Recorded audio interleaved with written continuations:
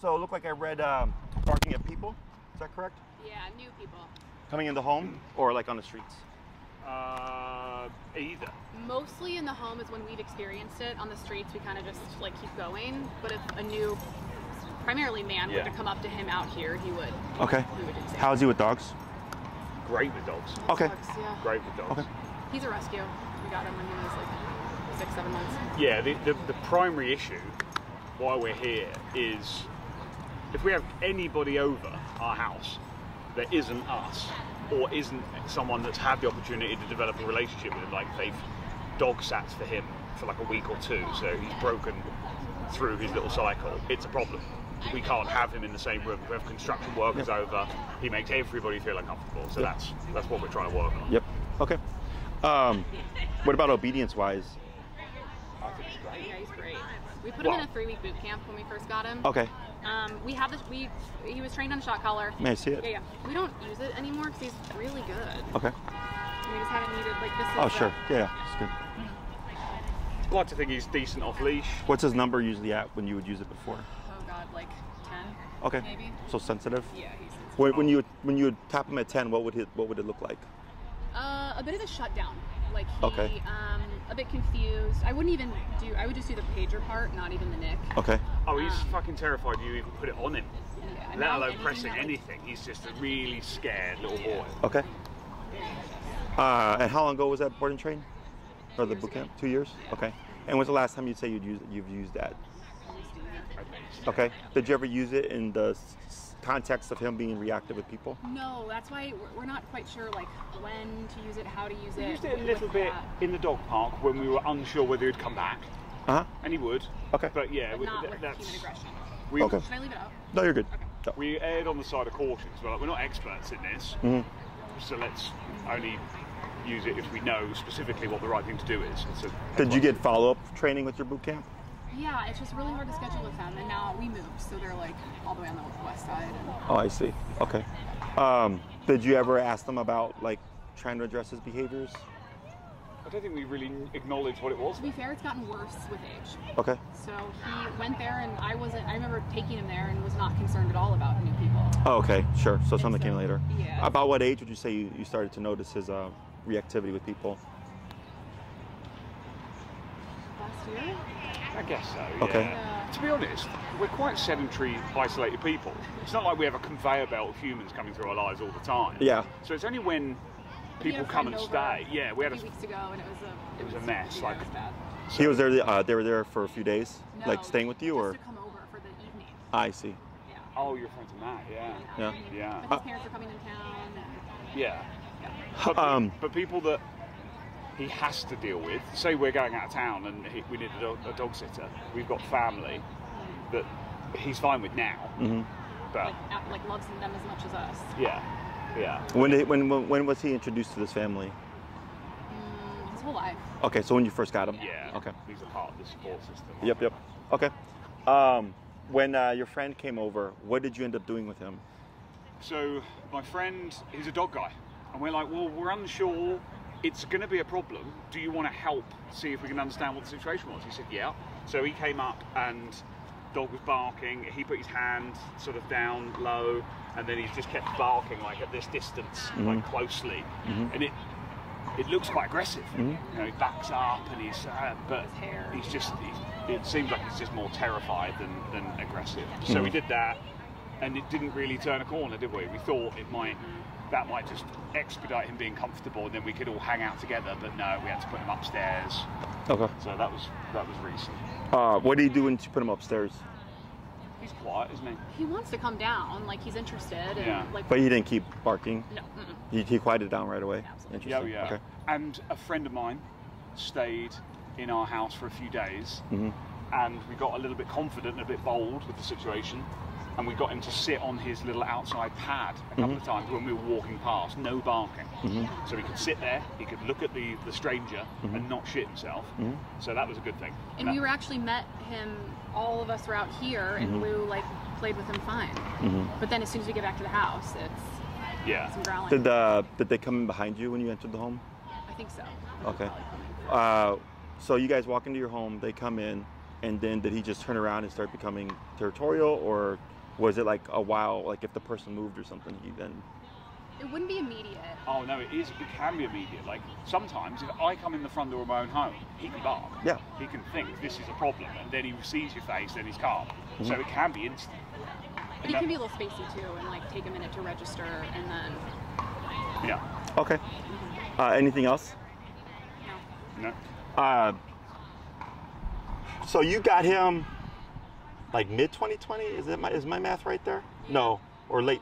Because if he's 2.5 years old now. Got him in April, so. April of 2020? I guess that would be 2021. Okay. Yeah. All right. I'm just trying to figure out where the. So the changes, personality changes aren't uncommon. They happen all the time. So like when a client gets a really good puppy, they're like, oh my God, it's the best dog in the world. I'm like, just wait till they turn 6 months, wait till they turn a year, wait till they turn 2 years, because those are all pivotal personality, psychological shifts in the dog's life. 6 months, 1 year, 2 years. Okay, 6 months and a year are where we're most likely to see a personality shift. Okay, every now and then we might see one in 2 years.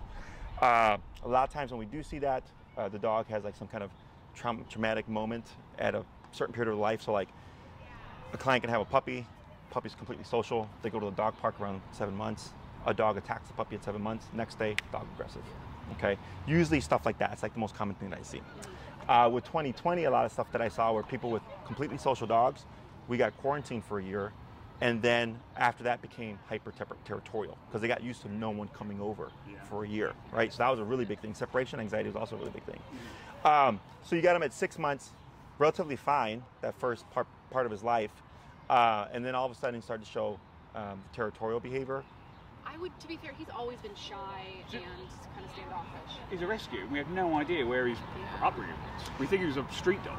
Sure. So I assume he was smacked around or something before he got to us. Possibly. He's got big ears. Yeah, he does. So even so, if there was abuse in a dog's past, it doesn't always mean it's going to impact them permanently. That's why we're here. Yeah, that's what a lot of people usually assume. So to give you an example, I had a Doberman that I trained many, many years ago. She had bullet wounds and stab wounds, so she was clearly abused. Sweetest dog in the world. Sweetest dog. And then, the assumption would be like, oh, why is that dog not like aggressive with people? Like, because at core, she is a sweet dog. She is a stable dog. So there's a saying in the dog training community, if you have a stable dog in an unstable environment, you get unstable dog, okay? Stable dog, unstable environment, put into a stable environment, returns to stability. Can you have unstable dogs? Yes. Unstable dogs, unstable environment, even worse. Unstable dogs, stable environment, still unstable, but not as bad. Does that make sense? Makes sense. Yes. So I think what your dog's issue is nervousness. You already noted a little bit of shyness in the beginning. That's personality trait. That's, for me, genetics. Okay. So just like with humans and kids, right? Some kids are shy. You go to say hi to them, and they go and they hide behind someone's leg. This actually happened to me with a client. She brought her grandson. And then I said, hey, buddy. And he's just like, whoop, don't want to talk to you, hid behind her leg. And I said, okay, you're shy. So I ignored him, talked to my client. By the end of the class, he came up and pulled on my shirt, and he was like, hey, watch what I can do. We're at a dog park, and he went and ran up the ramp at the dog park and hopped up. I'm like, good job, buddy. But he came to me on his own terms because he was a shy kid. Does that make sense? So same thing for dogs. So when we get nervous, the reason why I say nervousness is they tend to trigger in response to something. Okay, so when you mentioned your friend came in, he started barking, your friend put his hand there, right? He didn't retreat, right? He held his ground. The dog. Lou did not retreat. In the home? Yeah. What was the one where he your friend put the hand out? Yeah. Did he? Jen's just clarifying that you're referring to the dog as the dog didn't retreat. Correct. Yes. The dog didn't retreat. He held. Yeah. Right. Yeah, they both did. Yeah. So for there, if he was a fearful dog, he would have turned tail. Anytime you put any forward motion on a fearful dog, they skedaddle and then turn around at a distance, and then they'll keep barking. That's interesting. Yep. Didn't know that. So for him, with the nervousness, he didn't have the confidence to move forward because your friend gave him prime opportunity. Here's my hand, buddy. If he really wanted to do harm, he would have in that moment. Yeah. Okay, so to me, that's a good thing. It's nice to have a second professional opinion on that. Yeah. Because people, when they see the defensiveness, the barking and stuff, they use like, oh my God, this is a problem. Could it be a problem? Yes. The first thing when I hear that situation, I'm like, all right, well, clearly he had the opportunity. He didn't have the confidence to follow through, and or he just doesn't know how to handle the situation. That's the nervousness. Yeah. Okay. When people come over and he starts barking and stuff, like you said, even with you, that's territorial instinct. Okay. That typically comes in at 6 months. It can come in later at a year. Okay. So like I get clients, dogs don't bark at the front door the first year of their life. So they're like, oh, you know, we have a dog that doesn't bark. And then at a year, 2 months, all of a sudden the dog finds their voice and they bark when people come over. The difference is if you come home and he barks and he sees you, what does he do? Stops instantly. Yeah. Gets all happy and wiggly. Yeah, because he's going, hey mom, somebody is here. I don't know what it is. He goes, oh, it's you. Hey. And he just shifts gears, right? So, and I'm sure you've probably gone to a friend's house where you ring the bell, you knock, the dog barks, and you walk in. Yeah. So this might sound dumb, but when the dog hears the bell, it's a reaction. They just turn on. There's something going on, right? Let everybody know. The person opens the front door. The dog goes from who's behind the front door, what's behind the front door, to oh, it's a person. I love people. They just shift gears, right? But if you have a dog that is nervous or unsure or territorial, you open the front door and they're like, I don't know who you are. Why are you here? Why are you coming into our house, right? Because for us, that's normal, having guests come over and stuff like that. But in the animal world, that's not really a thing, right? So he's instinctual. So he's just letting you know something's going on, someone is here. He just doesn't know how to handle the situation. We don't either. We Yeah. don't know what to do with him. Yeah. I mean, the home environment's an interesting one because he seems like a show pup right now, doesn't he? He's sitting down and because not we're in moving a completely opposite context. Neutral, isn't Yes, yes. Now, if I invaded a space or something like that, that'd be a completely different thing. But technically speaking, that's still kind of territorial because I'm invading his space. And I would understand that because people, the assumption is you have a dog, they should love everyone and everything. That's the assumption, right? I can pet any dog I want, blah, blah, blah. That is not true. Some dogs have boundaries just like humans do, right? But the difference from a dog and a human is a person can say, give me space, step back. And a dog goes, you're here and it's my life or yours, right? They're instinctual, they're primal, they're not understanding there is no harm there. So they're more likely to jump to physicality to defend their life. Does that make sense? Makes perfect sense. So, but we don't see the world this way.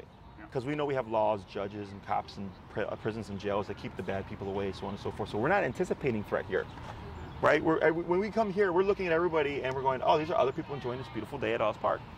I get some dogs that show up here and they're completely reactive because everything is a threat. So we got to get that head straight, and once the head's straight, they're like, oh, you know what?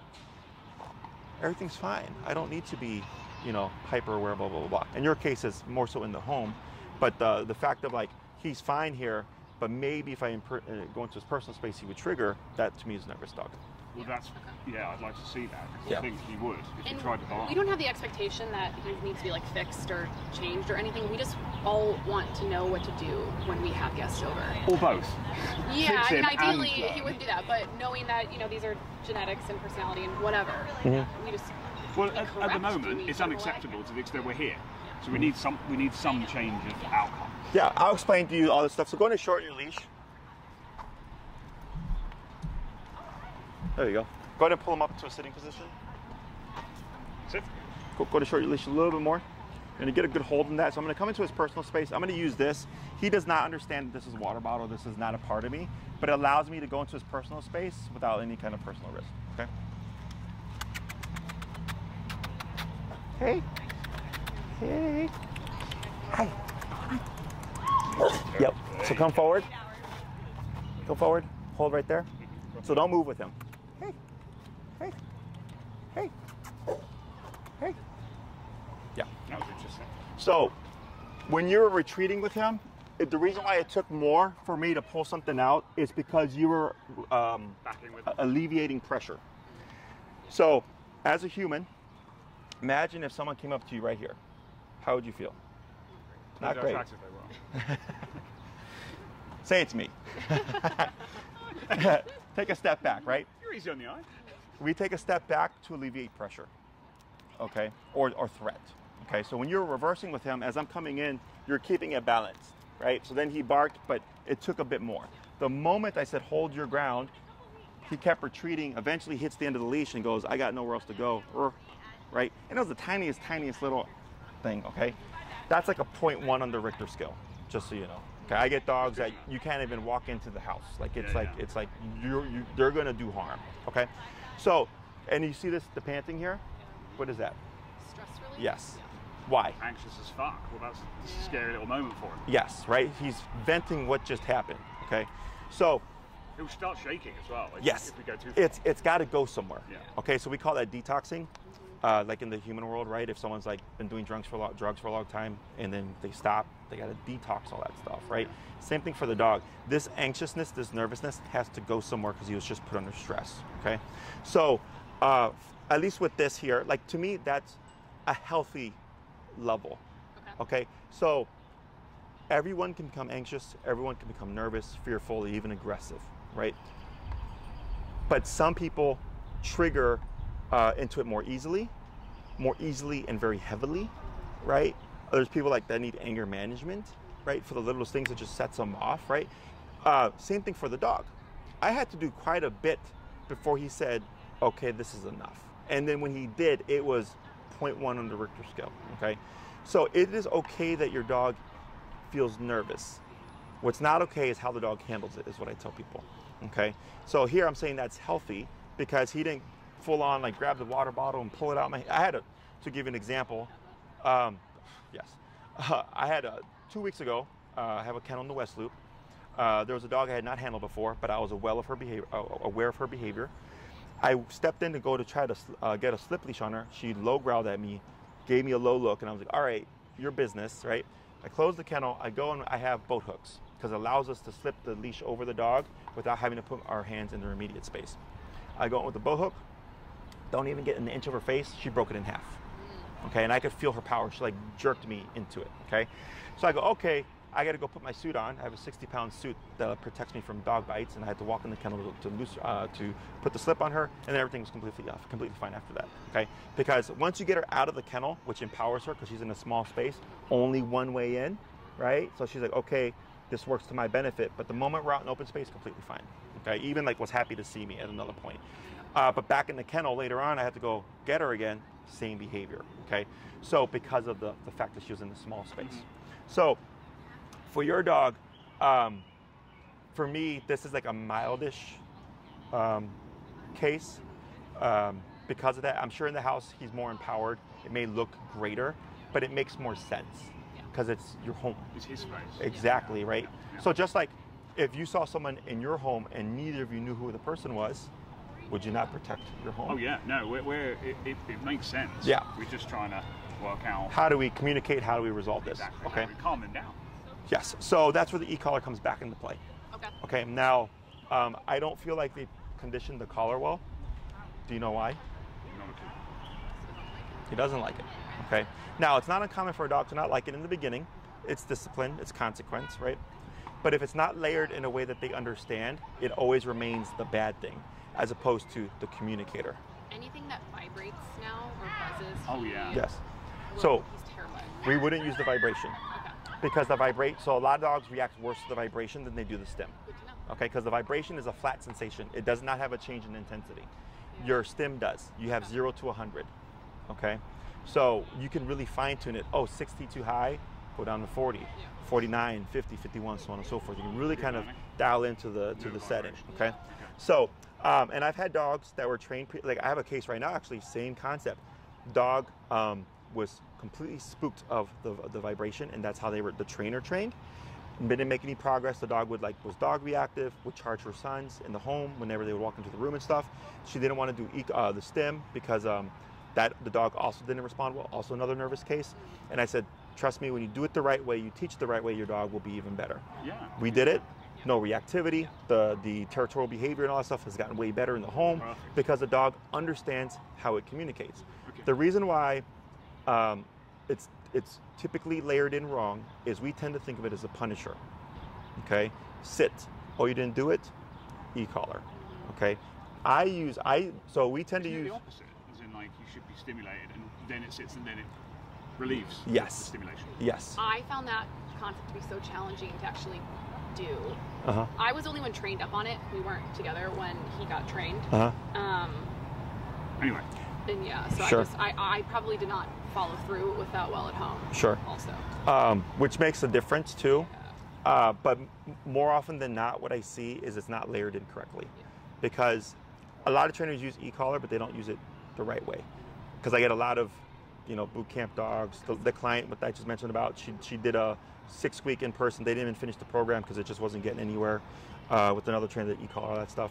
So that dog you saw right now was being trained on the e-collar. All the dogs I train over 6 months are on an e-collar. Under 6 months we do food and all that stuff.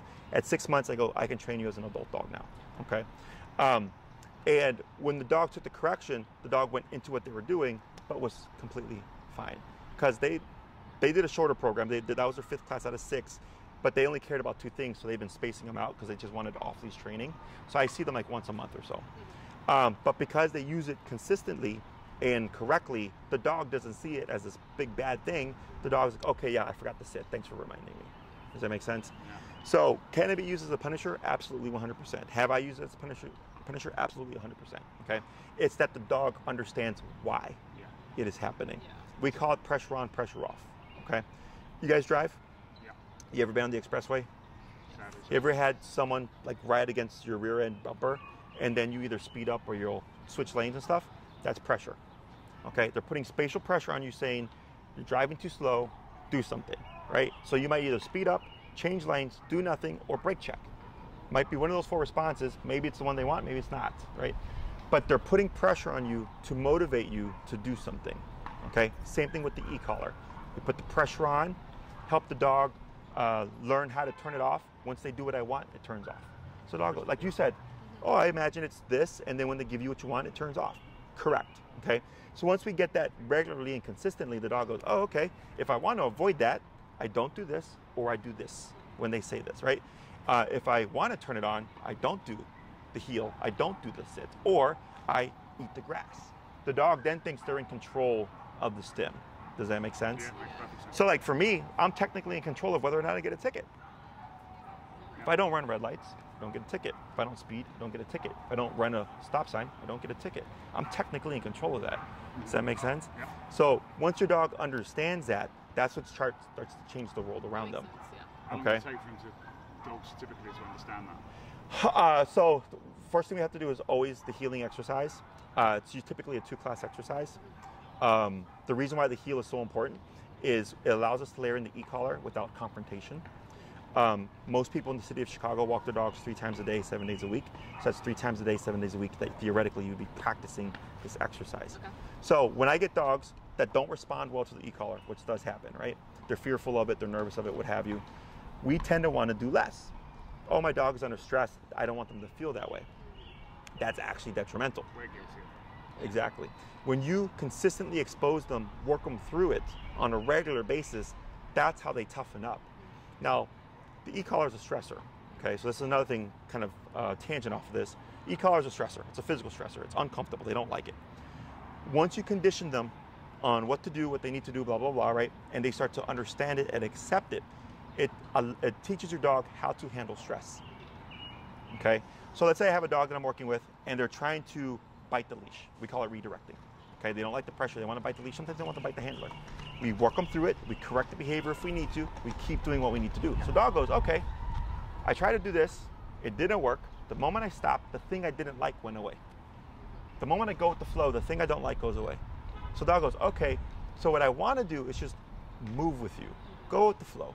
Don't be resistant. If I'm resistant, this will turn on. Okay, so technically the dog goes, this thing causes me stress, but if I try to fight it, the stressor comes back, but if I just let it go, the stressor stays away. So it teaches them actually how to handle the stress. Does that make sense? Yeah. Perfect sense. So I say it toughens them up in a way, and not in a negative way. Confidence. Exactly. Well, it's increasing your tolerance to the stressors. Yes. So you don't... And we need to understand that dogs are physical creatures. So if you go on YouTube, there's one video in particular, I think it's like a golden retriever, it's a great video. She has a litter of puppies, and there's one puppy in particular that's antisocial. You can tell because the puppies are playing and the one puppy's by itself. Okay, she walks to the puppy and she starts poking and prodding at it and doing all, and you hear the puppy yipping and yelping, and she's like doing all this stuff to it, right? And the human would think, oh, that's mean. But what she's doing is she's toughening up the puppy and saying, you're weak, you need to toughen up, because they're not expecting someone's going to come by them in 2 months. They're dogs, they're primal. They're thinking, okay, you got to learn how to toughen up and survive on your own if you're going to continue our genetic code, okay? So when we use physicality, nipping and biting, and just so you know, puppies start to establish this within 3 to 4 weeks of being in the litter, where they'll nip and bite each other, start establishing a hierarchy. Same thing with the mother. They start to correct each other for things they don't want. We even see resource guarding in puppies that young, where they're growling at the other puppies while they're eating from the bowl and stuff, right? It starts super young. But when we get them, we're told it's wrong to correct them physically. It's mean, it's abusive. And the answer is, if you're doing it wrong, yes. But if you're doing it correctly, as another dog would, it's beneficial. And this is why, in my opinion, a lot of dogs develop behavioral issues. Because if he was with his litter mates and stuff, they would have just bullied him, you know, toughened him up and all that stuff, and they address the nervousness that way. But when we get it, when we either don't see it, don't know how to address it, or don't recognize it as this might be a future problem, so then we do all the normal human things, and then stuff starts to develop over that course of time. Does that make sense? So, so like here, this is a dog bite. That's 10 stitches, okay? This is a dog that didn't want to go in the kennel. It was a great thing. He did it within 6 hours of being at my facility. I did his training because he was doing a boarding train. Did great with the training. He had never been in the kennel before. He was a year old, a neutered dog. Ironically, I just wanted to see if he'd fit in the kennel because I hadn't had a dog as big as him. And he was like, not going in there. He just looked up, boom, okay? His owners thought like, oh my God, he's aggressive. Like, he's not aggressive. He's just never been in the kennel before. His source of self-defense is his mouth, and my hand was right there. He's giant. Yeah, and I trained him, and he still comes to my facility, and that's like 3-4 years ago. You know, yeah, we never had an issue because he's not aggressive. He's just never been in the kennel, okay? But he used physicality to teach me, you're not gonna put me in there. I have a 6-inch scar from a Rottweiler bite here. I had a bite here from a German Shepherd. I got 2 more scars somewhere else. So, but because dogs are physical creatures, right? And I never took it personally. I was like, all right, you're a dog. This is what you do, okay? So, when you start to understand them and see it and see the world the way they see it, you're like, oh, you know, our dog isn't the issue. It's the fact that we don't know how to communicate and give them the proper guidance to tell them, like, hey, bud, like this person coming in, they're good people. Yeah. Like, you can chill, okay? So going back to your original question, so the heel has to happen. That's typically 2 classes, okay? By the 3rd class, we can already start going into the home, okay? Because I know that's like the big concern, okay? There's going to be different components there. One component is, how do we turn off the territorial behavior, okay? That's an exercise in itself. That's just to get your dog to be calm and passive and not like on this vigilant alert or what have you, okay? And to be in the social space, but not to interact if he doesn't want to, okay? Another class, if needed or if wanted, is to help him learn to build trust with new people, okay? And that's just a personal preference for ours, right? Correct, yes, or not. Okay. Correct. So then if it's like, yeah, like, you know, there's certain people that are gonna come over regularly and he doesn't like them and this will make our lives easier, those people, it's worth investing in, yeah. Okay? Isn't that exactly why we're here? Well, it would be nice to just not even have barking. He just sits on his pad. And We're never gonna fully eliminate it. Because and I don't think we're that far away from it now. I just think it's okay if he's just around. I don't think he has to like love them and. Fair enough. Yeah, I think it's more about our education of what the right thing to do is. Sure. And I don't think we're that far. When we do make decisions on what he should do in his conduct, I think 80% there. So, yeah. And I'll give you options. Yeah. I'll tell you like and what you can achieve. Yeah. Okay. Because I only cover what I think you need and will be beneficial to you. I don't make you do all these things that are BS, you know, just so I can suck more money out of you. So the 4th one would be, okay, how do we build trust with, is it Leo? Lou and like these people. And the people I care about are the people that would come over regularly. If it's the one-off friend coming in from Denver or something, like it's like, I don't care. Now, if you wanted to, it's beneficial in the sense that you're consistently pressing him to build his social skills, okay? And I've had clients where they're like, now the dog's completely social with people, you know? But they wanted that. They put in the work. And I've had other clients that put in the work and there's still a limitation, but the people that matter to them are the people that they get over the hump with. Yeah. And to them, they're like, this is great anyways, you know? So that would be like the 4th class. 5th class would be, let's say for whatever reason, Lou is just like not the dog that really cares about new people. He's got the people he knows and he's happy with that. Then we'd have what I call stationary control, which is what you said, put him on his placemat and stuff. He'd go to his bed, he'd mind his business, people can walk around and he can be in the space, but don't have to worry about him. Is he gonna charge off? Yeah. Is he gonna, you know, because let's say the doorbell, barking, go to your bed, right? He goes to his bed, person comes in. He may be under control physically, but what do you think is going on in his mind? He's screaming. Yeah, right, because he's still territorial up here. So the go to your bed is the physical control Band-Aid fix, but up here the dog could still be intent, okay? So what then could happen potentially is that the person gets too close. If he becomes too overwhelmed, he's like, screw place, I'm gonna bark at you, right? So that's a separate thing. But you at least have it in your back pocket, and I would teach you how to also address what's going on up here, so you have a balance. Are those classes linear, sequential? Or That's how I would imagine it playing out. Okay. I think that would be my ideal state, is at least confidence that he stays in his place. Yeah. And So with programs, we have 3, 6, 9, and 12-week programs, 1 day a week for an hour. You'd be like with the 3 to 6-ish range. Okay. Yeah. If you did 3, I'm really bare bonesing it. Okay, where I'm just going, okay, I'm gonna focus on this stuff because I have a little bit of an ego where it's like someone's like, okay, I'm gonna give you this much time to fix something. I'm like, oh shit, okay, I gotta do it. But then it puts me in a position to have to, quote unquote, kind of force through things. So like what that means is, to give an example, I had a client that I told them do 9 to 12, right? They chose 6. So I go, okay, I come in, I'm like, I gotta get this done with 6. Same similar case, leash reactivity, people can't come in the home, this and that. We ended up at like 90 out of 127 on the collar. The dog was not doing well. But because I only had 6 classes, I was like, I have to get this done today because I need to be able to build off enough progress today to make the progress that we want within the 6 classes, right? The owner, one of the owners, didn't like it, wasn't comfortable within this. He's like, why can't I just take my time? I'm like, because I only have you for 6 classes. you did This is what you booked. I said 9 to 12, you chose 12, right? So, so that's what I mean by like kind of having the push or force is I go, okay, this is a problem. We're going up there and we're doing it now. I'm not gonna sugarcoat it. We just gotta do it to make it within the 3 classes so that when I leave you, you're like, wow, like Jesse got it done. If you do 6, it gives you more wiggle room, but then also we get more of the 4 to 5 class where it's like, okay, yeah, we can cover territorial behavior, and ideally help Lou build trust with people so he learns like, okay, I don't have to be this territorial all the time. Okay.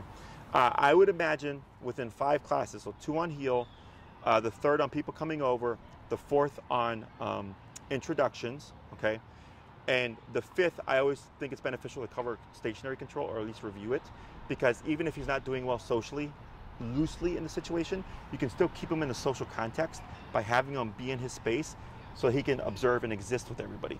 If you isolate him and put him in a crate or in a room, you're now separating him. It will not help him socially. Does that make sense? Probably harm him more. It can, which is why I was surprised when you said you put him in a room, he quieted down, because most dogs go under more stress because they're thinking, I'm in here now, you guys are vulnerable, you're out there without me to protect you.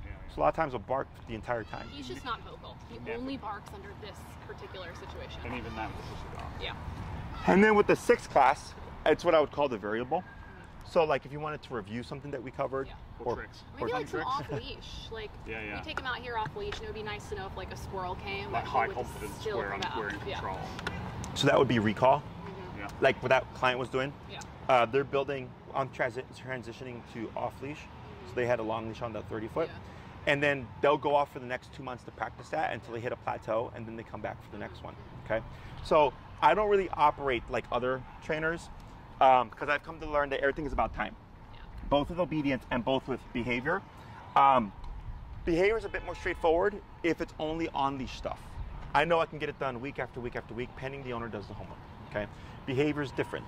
Because if, like, let's say we do the behavioral stuff, people coming over, and you have one person come over in a month, you're not gonna get anywhere, right?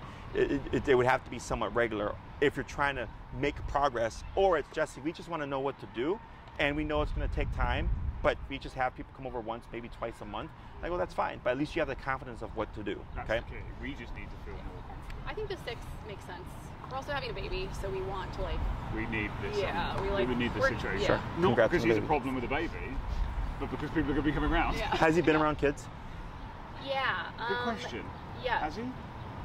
Yeah, well, the soccer game, in my niece and nephew, he doesn't, he runs or he like herds a little bit. Okay. I think his behaviour is entirely consistent with kids. It's just that they're smaller kids, smaller humans that have less boundaries. So kids come in and start slapping him in the face. And how does he respond to that? Again, with a bit of a bark. One of the kids said he nipped him. Okay. I don't know if that like is... Okay, well it's good that you mentioned the baby on the way. You could still do 6, okay? I would probably then push you more to 9 because we would do more control, okay? Because things change with the baby, okay? And I'm not trying to scare anybody. I've heard, and I'm biased because I always get the troubled dogs, right? You don't have to decide now. No. Because no. surely, what I view is this is a success over a long period of time, and we want to hang out more anyway. Yeah. Like in terms of the 9 or 12. Yeah, so, So the reason why I suggest this, okay, and then like you said, you could do 6, and if you need you can always do 3 later. Yeah. Okay. I have plenty of clients who have now having kids and stuff. I've had clients whose dogs where I was like, man, you better keep that dog muzzled, this and that, and they like love the kids and everything. There's no pattern. I've had dogs like your dog, and you know the owners are like super worried and stuff, like, oh my God, what's going to happen? I'm like, don't worry about it. Like when the baby comes home, just don't treat the baby like Simba and bring it to, which a lot of people do that. I was like, don't do that, okay? We would do that. We do coexistence, okay? But don't be discouraged or don't be surprised if he's growling, okay, or barking, because for the past 2 years, it's just been this, okay? It's all he knows. So when you bring in a new being, a new energy, the dog's like, whoa, right? And then it doesn't go anywhere, okay? And then he gets comfortable. He's like, okay, all you do is you eat, poop, and sleep, right? But then that baby starts to crawl. And then we take a step back because the dog's like, wait a minute, now you're mobile, right? And now the baby, we can't control, exactly. Then the baby, he gets comfortable with that. Then the baby starts wobbling. This is making me more anxious about the baby than the dog. But that's the stuff that people don't think about. And I've had completely social dogs also display defensive behaviors, and I tell people it's because we develop slowly. They develop in 2 months, right? Yeah. Within 3 to 4 weeks, like I mentioned earlier, they're nipping and biting each other. They're already rolling around and running and playing and stuff, right? So all this stuff is normal, okay? Now, when I say 9, we would cover more control. We do the behavior, of course, obedience. I would tell you, start walking your dog, come to the park, sit over by the bench with the kids, get them used to the kids running around, note any behaviors that you may see that you're like, I don't like that, so you can ping me and bring it to my attention, because it's just exposure, right? But exposure now while you're working on things. So then if he growled, I would correct them. You can't growl at kids, right? For running around and stuff. So then he starts thinking like, okay, like I have to learn how to coexist with this and not become defensive or nervous or what have you, okay? And then you have more control. We've got the behavioral stuff done, and then we'd most likely save a class or 2, okay? And then we wait once the baby is born. So I have a client right now, they live like around the corner. Same thing, they had 9 classes, they used 8, and then I'm going to see them in like a month because of the baby. So they're flexible. Yes, so by doing this, the pro would be we cover more stuff, you save money, because we charge less per class when you do longer programs up front. I understand, okay. I see, that's the incentive to commit. Yes, more. If you would like, you're more than welcome to do 6. We can see how much we get done. If you're feeling really good, we can bag the 6th one, and then when the baby comes around, if needed, you use it then, right? Yeah. But I can't predict how the progress is going to look like with the other stuff. So it's like, okay, we did a longer one, we're covered, because we can always save it, but we had more time to cover stuff in case things didn't go as planned. I think that makes sense. I think we were talking about 3 to 6. 3 would be bare bones. I think 6 makes sense. The priority here is the now. You know, we've got people coming around, we're living our life right now. We're not expecting our baby to be end of the year. Sure. Right, so we've got plenty of time to be concerned about that specific thing later. But I think we've just got more pressing things that need to be done now, and I think 3 to 6. We can add on more. Yeah, I think so. And then, so just so that you're aware, we don't prorate the additional 3. So if you did, let's say you did 6, you use 5, you save 1. We use it, and you're like, oh crap, we need more. You buy 3, you'd pay the price of 3. Yeah, okay. I understand. In fact, when you ping us over, when we get the paperwork or whatever, give us what the price differences are. Yes, and Maria will send you that. Yeah, or Tina, whoever you're, because we're switching admins now. Maria's, who are you working with right now, Maria or Tina? Maria is who I text. Okay. I think Tina is who I was emailing. Okay, so it's because she's getting her up to date with like handling my schedule, because she was handling my other trainer's schedule, but now she's like taking in everybody. But yeah, so what we'll make sure to, and you can ask them too in case they don't, because I email them and say this is what I suggested, and then they email you and they typically provide the prices. Okay, so questions on any of that stuff? Not on the. I've got some just fundamental like advice questions. Yes. Have you got questions on the scheduling? No. Would we meet here? Yes. Cool. Unless it's an in-home thing, Yeah, like we just literally live. Yeah, yeah. It's just A block over. With the collar, Mm-hmm. does he just always wear it on walks? Is it always in a home? Does he sleep with it? What's the way I phrase this, when you need it, you have it. Okay. So I call the e-collar a cop on a collar because when the dogs have it on, they behave better. This has nothing to do with the training. It has nothing to do with the quality of the training. It's what's called opportunistic behavior. Okay. So as humans, on the expressway, most people speed, right? And then when they see a squad car, everybody slows down. They pass a squad car, everybody speeds, right? We've accepted this is pretty normal. That's opportunistic behavior. So for your dog, when the collar is present, he's like, okay, threat of consequences here. I'm gonna behave myself. When you remove the collar, he's gonna be his normal self. And they know the difference. Correct, they're not dumb, yeah. So typically in the home, the collar goes away because you spend most of your time there. Exception being is when guests come over, okay? Because you're always gonna have the trigger, the bell, the knock, okay? Remember, he's never one day gonna go, oh, when somebody knocks, it's actually people we know coming over. He's not gonna think that. Yeah. It's always gonna reset, okay? Yeah. So in some cases, the clients will have the collar on, the guests will come over, they'll have it on for 15 minutes, and then the dog's fine, and then it's all clear, they remove it, we're good to go. Other clients will keep it on and keep it on the entire time because they feel better about it. Other clients will get to and this is rare, will get to the point where they don't even need the collar anymore, okay?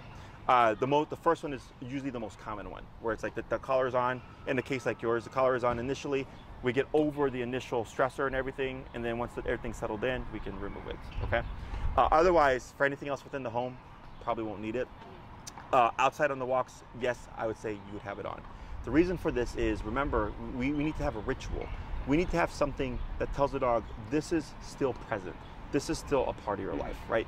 So, have you guys ever seen like end of the world movies, right? Where there's no rules, right? Everybody's for themselves, and like there's like all this crazy stuff going on. It's because of that. There is no longer cops and people to regulate people's behaviors, right? So same thing for the dog. When you do the remote collar on the walks, he's like, okay, like structure and discipline is an everyday thing. It's not disappearing. Okay. We should not use the collar until we work it in with you, right? I mean, you're welcome to use it if you need to. We haven't been using it. But yeah, this is the question. So we're clear that the collar is most effective when it's sort of inverted, as in it's when a situation that's bad that needs to be adjusted, it's just gently on, and then the correct behaviour means it gets turned off. Is that correct? Yes. When perfect. So at what point do you start to turn it on before the bad behaviours occur? Do you see what I mean? Right. So this is what we get trained on. Yes. So like, if I have a dog that's dog reactive, yeah, and they see a dog, technically speaking, I can start right here, because I know it's going to happen. Gotcha. So I already know. Let's say we invite you around for a cup of tea. Mm-hmm. He starts barking. He's got the collar on. Is it then you turn it on when he starts barking? My only concern with that is it feels like a punishment. No, not the way dogs think. So earlier when I mentioned the healing exercise, the dog relates to the collar as, okay, that thing I don't like is on. I need to change something. It's hard for people to think that a punisher can communicate, because we think of it as a punisher. I don't think of it as a punisher. I think of it as a communicator. I think of it as a bite on a button, is what I tell everybody. Yeah. So if he did something that another dog didn't like, or actually, perfect example, when I went with him with a water bottle, what happened? He barked, growled, gave a little nip, right? Because he's saying, I don't like this. So I don't take that as like, so that for me is communication. He's saying, I don't like you being this close to me and putting this much pressure on me. Get back. So I think that answers my question. So say, is it the moment that the dog exhibits undesirable behaviour is the moment you turn it on slightly and then it gets turned off as soon as he stops doing that? Technically speaking, yes. Okay. Now, I know there's a bit of judgment between. There's one variable in there. So if we're talking about in the home, we have to do something about his behavior with the front door. Otherwise, if it's the person comes in and you correct them for the barking and stuff, the reason why it doesn't work well there is because he is not barking to be bad. Why is he barking? He's trying to help us. Yes. He's trying to protect us. So now in his mind, this thing is happening when he's trying to do something that is good, instinctual, right? So that's why there has to be communication that says, hey, thanks for letting us know, but we're in control now. You do not need to be territorial. This is our guest. They're welcomed in, right? Now, once we have that, if he were to exhibit the barking and we corrected the barking, then he goes, okay, it's because this is under control. I don't need to. But if the trigger happens, he's territorial, the person comes in, this is not resolved, and you just start correcting him with no communication, now he's going, why am I being corrected? I'm trying to do a good thing here. Does that make sense? So, yeah. So this is going to take X amount of lessons in order to improve. Makes sense, just to set longer term expectations. I've got my elderly parents coming over in days. Any advice? Any sort of scrappy tactical advice to avoid us maybe making the situation worse by just locking him in a room? you put him up in the Hilton. What time out here? Your best bet, honestly, is unless he's muzzle conditioned and stuff.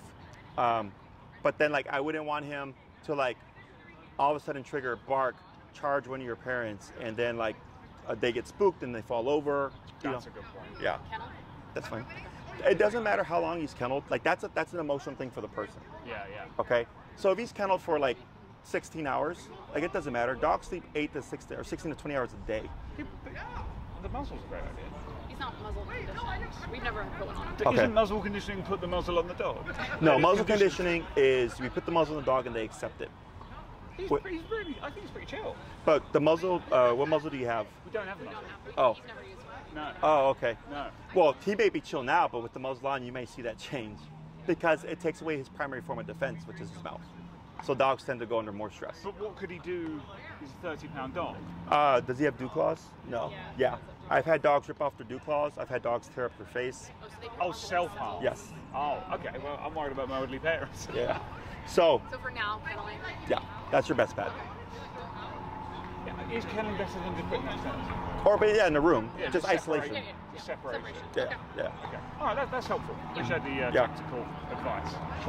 Now, like, like, I'm there and we've done stuff and you have more control, more understanding, it's a lot easier. But for now, like, I don't know your parents, I don't know, their sense of balance and things like that. I've had clients that have come to me before the training. I had one client in particular, they were like 60, 70 years old. They bought an 80-pound boxer bulldog mix, broke the husband's wrist and hip.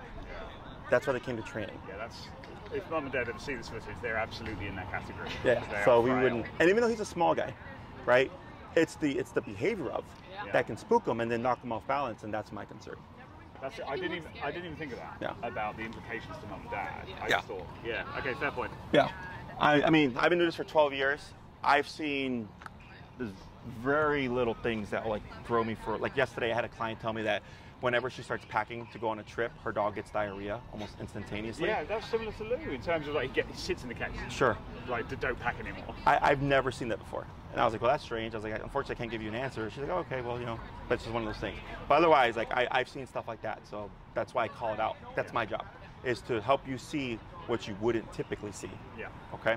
Yeah, that helps. Other questions? When can we start? That's a question for Tina Maria. Yep. Depends on your schedule, depends on my schedule. Easiest way what you can do is go home, talk about it, decide what you want to do. I'll ping them with an email as well to say this is what I suggested. And then when you email them and you're like, hey, we want to sign up, you would like to do 6, here's our schedule, right? And give windows. Don't do Monday at 6, Tuesday at 5. Yeah. People do that. We're like, you do know I have like 30 clients. Just go on. So what hours do you do? My days off are Thursday, Friday, but I'm usually evenings, weekends, because that's when most people are off. I was thinking about maybe before work is something that other clients do, but okay, if it's yeah, and then they'll let you know. So if you're like if you send them, like, let's say Monday noon to 5, Tuesday 3 to 6 or whatever, those windows of time make it easier because they just cross-reference my calendar, and then they'll come back with specific times that I'm available. We're committed to helping. We're close. We've got no excuses. We're leaning. So yes, that's the easiest way with that. Last thing is your collar. Now, technically speaking, that collar should work. Okay. Yes. It's the brand that I use. I use Dogtra. I'm not a fan of the dial like that because it's less precise. The ones that we have are LED screen. You get very specific numbers: 49, 50, 51, 52, 53, all the way to 127. the fact that you said that he's so sensitive at like the 10 is why I'm leaning towards, I think you can use it.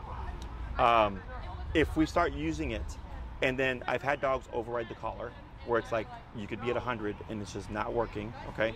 Then I would say, okay, we're gonna need to upgrade the collar. I have never gone over 20 with him. And Okay. Like, yelps. Okay, yeah. So that's why I'm leaning more towards we should be fine. Let's try it. Yeah, let's Yeah. try it. It doesn't work. Then, with the collar. A small little burner. For business, for formal wear. Other questions? Confident of being able to make a significant I've done way difference? worse. Yeah. I've done way worse.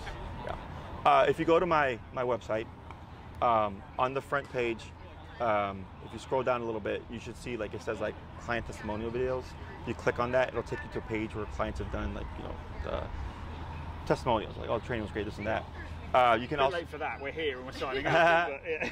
The other thing is, if you want to see what the training looks like, if you go a little bit further on the front homepage, you should see a video. It's got a picture of a pit bull like smiling in the sun. That's a great video to watch. Now that case was more extreme than this case, okay?